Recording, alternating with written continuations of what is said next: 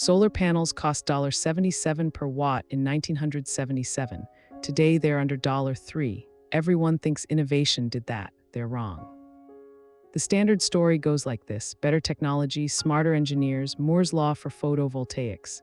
Manufacturing got efficient, boom, prices fell, and here's the trick, that's only half the cash flow. The real collapse didn't happen because scientists got brilliant. It happened because governments decided to pay people to install them. From the 1980s onward, Germany, Spain, and the US rolled out feed-in tariffs and tax credits.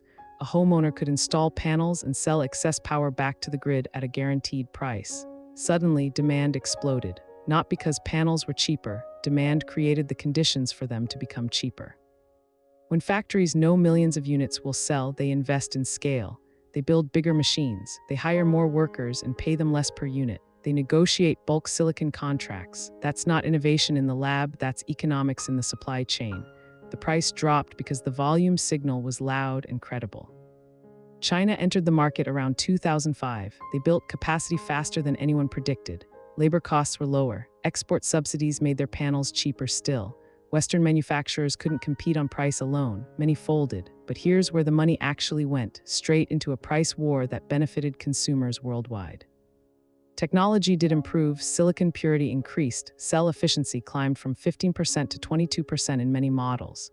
But that accounts for maybe 20% of the price drop. The other 80%, policy subsidies that created demand, scale economics, and geopolitical competition. The government didn't invent the cheaper panel. It created the market that made cheaper panels inevitable. Today, subsidies are shrinking in many countries.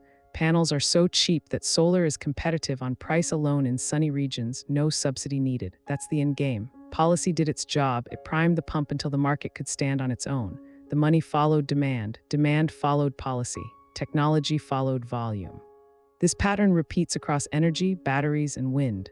Policy creates demand. Demand funds scale. Scale funds innovation. Then innovation becomes so efficient that policy can step back. Most people see the final chapter, the cheap product, and assume innovation was the hero all along. But follow the cash line backward and you find the government standing at the start. This video is for educational and informational purposes only and is not financial advice.